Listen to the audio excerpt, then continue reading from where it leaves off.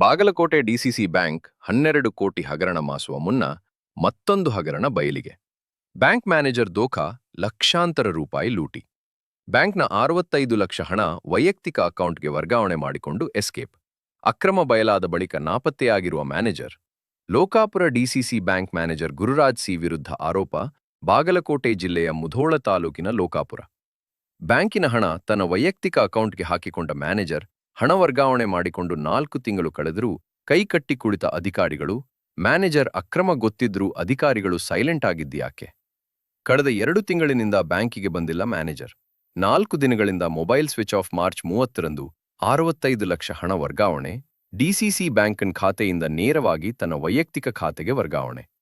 SBI ಬ್ಯಾಂಕ್ನಲ್ಲಿ ಖಾತೆ ಹೊಂದಿದ್ದ ಡಿಸಿಸಿ ಬ್ಯಾಂಕ್ ಶಾಖೆ ಎಸ್ಬಿಐನಿಂದ ತನ್ನ ಐಡಿಎಫ್ಸಿ ಬ್ಯಾಂಕ್ ಖಾತೆಗೆ ವರ್ಗಾವಣೆ ಮಾಡಿಸಿ ಬಳಿಕ ವೈಯಕ್ತಿಕವಾಗಿ ಬಳಸಿಕೊಂಡ ಮ್ಯಾನೇಜರ್ ಗುರುರಾಜ್ ಸದ್ಯ ಆರೋಪಿತ ಮ್ಯಾನೇಜರ್ ನಾಪತ್ತೆ.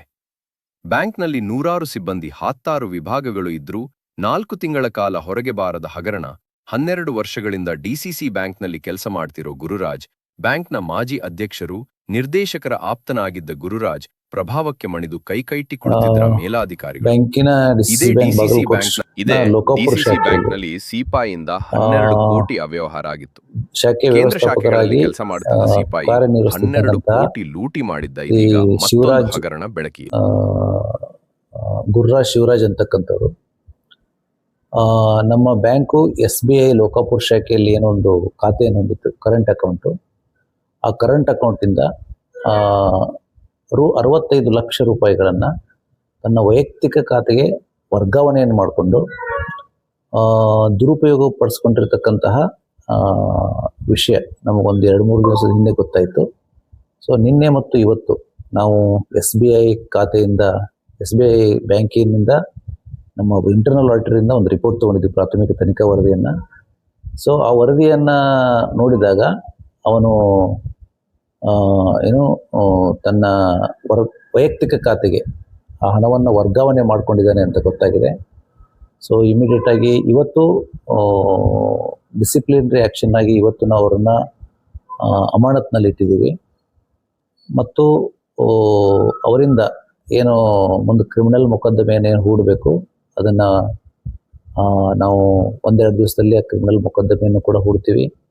ಮತ್ತು ಅವರಿಂದ ಹಣ ದುರುಪಯೋಗದ ಮೊತ್ತ ಏನಿದೆ ಅವರಿಂದ ವಸೂಲಾತಿ ಮಾಡೋದಕ್ಕೆ ಸಂಬಂಧಪಟ್ಟ ಹಾಗೆ ನಮ್ಮ ಕರ್ನಾಟಕ ಸಹಕಾರ ಸಂಘಗಳ ಕಾಯ್ದೆ ಪ್ರಕಾರಾಗಿ ಕೂಡಲೇ ಅವರಿಂದ ಏನು ವಸೂಲಾತಿಗೆ ಕ್ರಮ ಇಡಬೇಕೋ ಆ ಎಲ್ಲ ಕ್ರಮಗಳನ್ನು ಕೂಡ ನಾವು ಆದಷ್ಟು ತಕ್ಷಣ ಮಾಡ್ತೀವಿ. ನಡೆದಿದೆ ಅಂತ ಯಾರು ಹೇಳಿದ್ರು ನಿಮಗೆ? ಯಾರು ಹೇಳಿದರು? ಮಾರ್ಚ್ 28ನೇ ತಾರೀಕು ಅವರಿಗೆ ಗೊತ್ತಿರಲಿಲ್ಲ. ಏಪ್ರಿಲ್ 18/4/2026 ಅವರು ಏನೋ IDFC ಅಂತಕ್ಕಂಥ ತಮ್ಮ ಒಂದು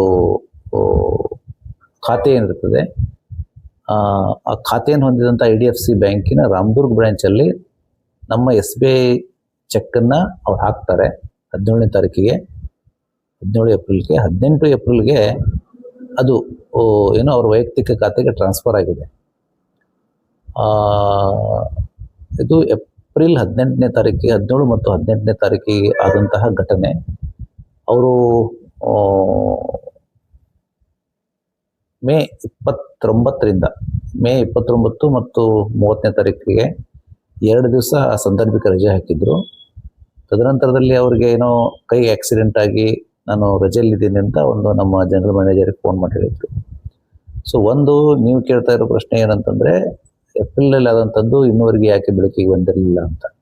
ಸೊ ಲೋಕಾಪುರಲ್ಲಿ ಹೊಂದಿತ್ತು ಶಾಖೆ, ಅದು ಜಾಯಿಂಟ್ ಆಪರೇಷನ್ ಇಲ್ಲದೆ ಸಿಂಗಲ್ ಆಪರೇಷನ್ ಇತ್ತು.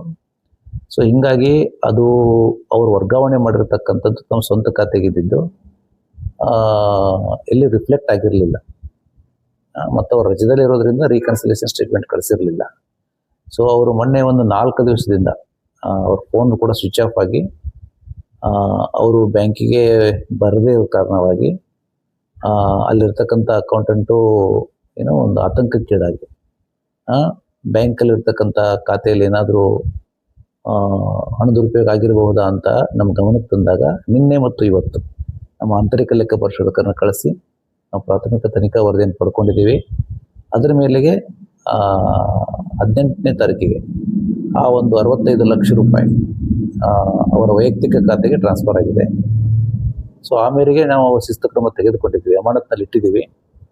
ಮತ್ತು ಮುಂದೆ ಏನೋ ಕ್ರಿಮಿನಲ್ ಮೊಕದ್ದಮೆ ಆಗಿರ್ಬೋದು ಮತ್ತು ವಸೂಲಾತಿಗೆ ಕ್ರಮ ಎರಡನ್ನೂ ಕೂಡ ನಾವು ತಗೊಳ್ತೀವಿ.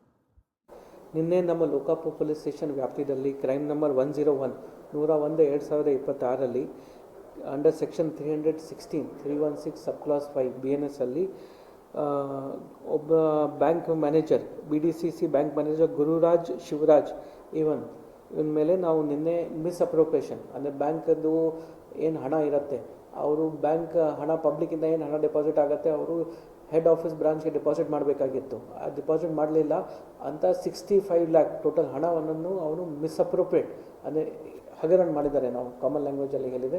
ಈ ವಿಚಾರವಾಗಿ ನಾವು ನಿನ್ನೆ FIR ಮಾಡಿದ್ದೀವಿ. ಇದ್ರ ಬಗ್ಗೆ ಈ ವಿಷಯ ಬಗ್ಗೆ ಡಿಟೇಲಾಗಿ ಹೇಳೋದು ಇದ್ದರೆ ಅಲ್ಲಿ ನಮಗೆ ಡಿಪ್ಟಿ ಜನರಲ್ ಮ್ಯಾನೇಜರ್ ಅವರು ಬಂದು ನಮಗೆ ನಿನ್ನೆ ಕಂಪ್ಲೇಂಟ್ ಕೊಟ್ಟಿದ್ದರು. ಅವರು ಹೇಳಿದ ಪ್ರಕಾರ ಗುರುರಾಜ್ ಶಿವರಾಜ್ ಇವರು ಲೋಕಾಪುರ್ BDCC ಬ್ಯಾಂಕ್ ಬ್ರಾಂಚಲ್ಲಿ ಕೆಲಸ ಮಾಡ್ತಾಯಿದ್ರು. ಈ ಘಟನಾ ಸುಮಾರು ಮೇ ತಿಂಗಳು ಅಲ್ಲಿ ಆಗಿದೆ. ಅವನಿಗೆ ಏನಿದೆ ಲೋಕಾಪುರಲ್ಲಿ ಬ್ಯಾಂಕ್ BDCC ಬ್ರಾಂಚಲ್ಲಿ ಏನೇ ಪಬ್ಲಿಕ್ಕಿನ ಏನು ಕ್ಯಾಶ್ ಡಿಪಾಸಿಟ್ ಆಗ್ತಾಯಿತ್ತು ಅವ್ರಿಗೆ ಆ್ಯಸ್ ಪಾರ್ಟ್ ಆಫ್ ಮ್ಯಾನೇಜರ್ ಅವರಿಗೆ ಆಥರೈಸೇಷನ್ ಇತ್ತು ಆ ಹಣ ತೊಗೊಂಡು ಹೋಗಿ ಅಲ್ಲಿ ಲೋಕಲ್ SBI ಬ್ರಾಂಚಲ್ಲಿ BDCC ಬ್ಯಾಂಕ್ ಹೆಸರು ಮೇಲೆ ಒಂದು ಖಾತಾ ಇದೆ, ಮಾಸ್ಟರ್ ಖಾತಾ ಇದೆ, ಅಲ್ಲಿ ಹೋಗಿ ಇವರು ಹಣ ಡೆಪಾಸಿಟ್ ಮಾಡಬೇಕಾಗಿತ್ತು ಅಂತ ಇವ್ರದ್ದು ಡೈಲಿ ಡ್ಯೂಟಿಯಲ್ಲಿ ಬರುತ್ತೆ. ಇವರು ಆ ಭರವಸೆ ಮೇಲೆ ಡೈಲಿ ಹೋಗಿ ಅಲ್ಲಿ ಡೆಪಾಸಿಟ್ ಮಾಡ್ತಾಯಿದ್ರು. ಆದರೆ 1ನೇ ತಾರೀಕಿಂದ ಇವರು ರಜಾಗೆ ಹೋಗಿದ್ರು. ಅನ್ಆಥರೈಸ್ ಅಬ್ಸೆನ್ಸ್ 2 ಡೇಸ್ ಏನಾದರೂ ನನಗೆ ಇಂಜರಿ ಆಗಿದೆ ಪ್ರಾಪರ್ ರಜಾ ತೊಗೊಂಡು ಹೋದರು. 1 ಜೂನ್ ಇಂದ ಇವರು ವಿದೌಟ್ ಇನ್ಫಾರ್ಮೇಷನ್ ಅನ್ಆಥರೈಸ್ ಅಬ್ಸೆನ್ಸಲ್ಲಿ ಇದ್ದಾರೆ.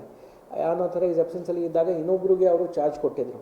ಆ ಟೈಮಲ್ಲಿ ರಿವ್ಯೂ ಮಾಡುವಾಗ ಟೋಟಲ್ ಹಣ ಎಷ್ಟು ಡಿಪಾಸಿಟ್ ಆಗಬೇಕಾಗಿತ್ತು ಪ್ಲಸ್ ಆ ಖಾತೆಯಲ್ಲಿ ಎಷ್ಟಿದೆ ಆ ಡಿಫ್ರೆನ್ಸ್ ಕ್ಯಾಲ್ಕುಲೇಟ್ ಮಾಡುವಾಗ ಇವ್ರಿಗೆ ಗೊತ್ತಾಯಿತು 65 ಲ್ಯಾಕ್ ರುಪೀಸ್ದು ಕಮ್ಮಿ ಇದೆ, ಅಂದರೆ ಡಿಫ್ರೆನ್ಸ್ ಬರ್ತಾ ಇದೆ ಆಗ್ತಾ ಇದ್ದಾರೆ. ಮತ್ತೆ ಡಿಟೇಲಲ್ಲಿ ಇನ್ಕ್ವೈರಿ ಮಾಡುವಾಗ ಇವರು ಇಂಟರ್ನಲ್ ಸಂಡು ಆಡಿಟ್ ಮಾಡಿದ್ದಾರೆ.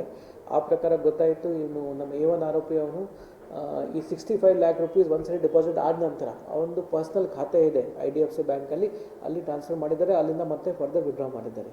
ಮತ್ತು 1ನೇ ತಾರೀಕಿಂದ ಬ್ಯಾಂಕ್ ಏನಾದರೂ ಹೇಳಿಲ್ಲದೆ ಇವರು ಗಾಯಬ್ ಆಗಿದ್ದಾರೆ. ಬೇಸಿಕಲಿ ಅಲ್ಲಿ ಡ್ಯೂಟಿಗೆ ಕೂಡ ಬರ್ತಾ ಇಲ್ಲ, ಮನೆಯಲ್ಲಿ ಕೂಡ ಇಲ್ಲ. ಈ ವಿಚಾರವಾಗಿ ಇವರು ನಿನ್ನೆ ನಮಗೆ ಕಂಪ್ಲೇಂಟ್ ಕೊಟ್ಟಿದ್ದಾರೆ. ನಾವು FIR ರಿಜಿಸ್ಟರ್ ಮಾಡಿದ್ದೀವಿ, ಮುಂದಿನ ತನಿಖೆ ಮಾಡ್ತೀವಿ. ಸದ್ಯಕ್ಕೆ ಅವ್ರ ವೈಫ್ ಅಲ್ಲಿ ಹುಬ್ಳಿ ಇರ್ತಾರೆ. ಇಲ್ಲಿ ಮನೆಯಲ್ಲಿ ಕೂಡ ನಾವು ಚೆಕ್ ಮಾಡಿಸಿದ್ದೀವಿ, ಅವ್ರ ಲೊಕೇಶನ್ ಗೊತ್ತಾಗಿಲ್ಲ. ಇಲ್ಲಿ ಕೂಡ ಇರಲಿಲ್ಲ, ಅವರು 2 ಮಂತ್ಸಿಂದ ಇರಲಿಲ್ಲ. ಮತ್ತು ಅವ್ರ ವೈಫ್ ಹತ್ತಿರ ಕೂಡ ಇಲ್ಲ. ಇದರಲ್ಲಿ ಪ್ರಾಬ್ಲಮ್ ಏನಿದೆ, ಅವರು 2 ಮಂತ್ಸ್ ಆಯಿತು, 2 ಮಂತ್ಸ್ ನಂತರ ನಮಗೆ ಕಂಪ್ಲೇಂಟ್ ಕೊಟ್ಟಿದ್ದಾರೆ. ಈಗ 1ನೇ ತಾರೀಕಿನ ಅವ್ರ ಹತ್ರ ಎಬ್ಸೆನ್ಸ್ ಇದ್ದಾರೆ. ಆಲ್ಮೋಸ್ಟ್ 27 ಅಂದರೆ ಹತ್ತಿರ 60 ದಿವಸ ಬರ್ತಾ ಇದೆ. ಅದ ನಂತರ ಕಂಪ್ಲೇಂಟ್ ಕೊಟ್ಟಿದ್ದಾರೆ. ಇಮಿಡಿಯೇಟ್ಲಿ FIR ಮಾಡಿದ್ದೀವಿ. ಮೊನ್ನೆ ಕೆಲವು ಪತ್ರಿಕಾ ಮಾಧ್ಯಮವರು ಕೂಡ ಈ ವಿಷಯ ನಮ್ಮ ಗಮನಕ್ಕೆ ತಂದಿದ್ದರು. ಆದ ನಂತರ ನಾವೇ ಖುದ್ದಾಗಿ ನಮ್ಮಿಂದ ಬ್ಯಾಂಕ್ ಅಥವಾ ಇದು ಡಿಸ್ಟ್ರಿಕ್ಟ್ ಬ್ಯಾಂಕ್ಗೆ ಕೂಡ ಅಪ್ರೋಚ್ ಆಗಿದ್ದೀವಿ, ಪ್ಲಸ್ ಇದಕ್ಕೆ DRCS ಅವರಿಗೆ ಕೂಡ ಅಪ್ರೋಚ್ ಆಗಿದ್ದೀವಿ. ಇದರಲ್ಲಿ ಯಾವುದು ಕ್ರಿಮಿನಲ್ ಎಲಿಮೆಂಟ್ ಇದೆ ದಯವಿಟ್ಟು ತಾವು ಬನ್ನಿ ನಮ್ಗೆ ಕಂಪ್ಲೇಂಟ್ ಕೊಡಿ, ನಾವು FIR ರಿಜಿಸ್ಟರ್ ಮಾಡಿ ಇನ್ವೆಸ್ಟಿಗೇಷನ್ ಸ್ಟಾರ್ಟ್ ಮಾಡ್ತೀವಿ. ಆ ವಿಚಾರವಾಗಿ ಅವ್ರು ನಿನ್ನೆ ಕಂಪ್ಲೇಂಟ್ ಕೊಟ್ಟಿದ್ದಾರೆ. ಈಗಾಗಲೇ ನಾವು ಇನ್ವೆಸ್ಟಿಗೇಷನ್ ಸ್ಟಾರ್ಟ್ ಮಾಡಿದ್ದೀವಿ. ನಮ್ಮದು 2 ಉದ್ದೇಶ, ಫಸ್ಟ್ ಸಿಗಬೇಕು, ಪ್ರೆಸೆನ್ಸ್ ಎಲ್ಲಿದೆ ಅದು ಇಮಿಡಿಯೇಟ್ಲಿ ಸಿಗಬೇಕು. ಆ ವಿಚಾರವಾಗಿ ನಾವು ಬೇರೆ ಬೇರೆ ಟೀಮ್ಸ್ ಫಾರ್ಮ್ ಮಾಡಿದ್ದೀವಿ. ಸೆಕೆಂಡ್, ಹಣ ಎಲ್ಲಿ ಹೋಗಿದೆ, ಸದ್ಯಕ್ಕೆ ಅವ್ರ ಪರ್ಸನಲ್ ಖಾತೆಯಲ್ಲಿ ಕೂಡ ಹಣ ಇಲ್ಲ, ಯಾವ ರೀತಿ ಹೋಗಿದೆ ಅದ್ರ ಬಗ್ಗೆ ಕೂಡ ಇನ್ವೆಸ್ಟಿಗೇಷನ್ ಮಾಡ್ತೀವಿ. ಅವ್ರ ಮೇಲೆ ಮಾತ್ರ ಕಂಪ್ಲೇಂಟ್ ಕೊಟ್ಟಿದ್ದಾರೆ. ಸದ್ಯಕ್ಕೆ ಇನ್ವೆಸ್ಟಿಗೇಷನಲ್ಲಿ ಮತ್ತೆ ಏನು ಕಂಡು ಬರುತ್ತೆ ನೋಡ್ತೀವಿ. ಅವ್ರು DCC ಬ್ಯಾಂಕ್ ಹೆಡ್ ಆಫೀಸಿಂದ ನಮಗೆ ಇದು ಡಿಸ್ಟ್ರಿಕ್ಟ್ ಆಫೀಸಿಂದ ನಮಗೆ ಅವ್ರ ಮೇಲೆ ಮಾತ್ರ ಕಂಪ್ಲೇಂಟ್ ಕೊಟ್ಟಿದ್ದಾರೆ. ಈಗ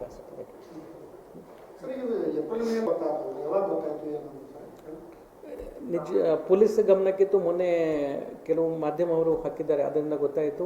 ಆಮೇಲೆ ನಾವು ಪ್ರೊಯಾಕ್ಟಿವ್ ಆಗಿ ಕೇಳಿದರು. ಅವರ ಪತ್ರ ಪ್ರಕಾರ ಅವರು ಇಂಟರ್ನಲ್ ಆಡಿಟ್ 1ನೇ ತಾರೀಕಿಂದ 1 ಜೂನಿಂದ ಅವ್ರು ರಜಾಗೆ ಹೋದ ನಂತರ ಅವ್ರು ಇಂಟರ್ನಲ್ ಆಡಿಟ್ ಸ್ಟಾರ್ಟ್ ಮಾಡಿದರು. ಮತ್ತು ಅವ್ರ ಕಡೆ ಡಿಟೇಲ್ ಕೇಳಬೇಕು, ಅವ್ರು ಡೈಲಿ ಪ್ರಾಕ್ಟೀಸಸ್ ಏನಿರುತ್ತೆ, ಆ ಥರ ಡಿಪಾಸಿಟ್ ಮಾಡುವಾಗ ಅಕೌಂಟಿಂಗ್ ಪ್ರಾಕ್ಟೀಸಸ್ ಏನಿರುತ್ತೆ, ಏನು ಫ್ರಾಡ್ ಮಾಡಿದ್ದಾರೆ, ಏನು ಸುಳ್ಳು ಹೇಳಿದ್ದಾರೆ ಅಂತ ಡಿಟೇಲ್ ಇನ್ವೆಸ್ಟಿಗೇಷನ್ ಗೊತ್ತಾಗುತ್ತೆ.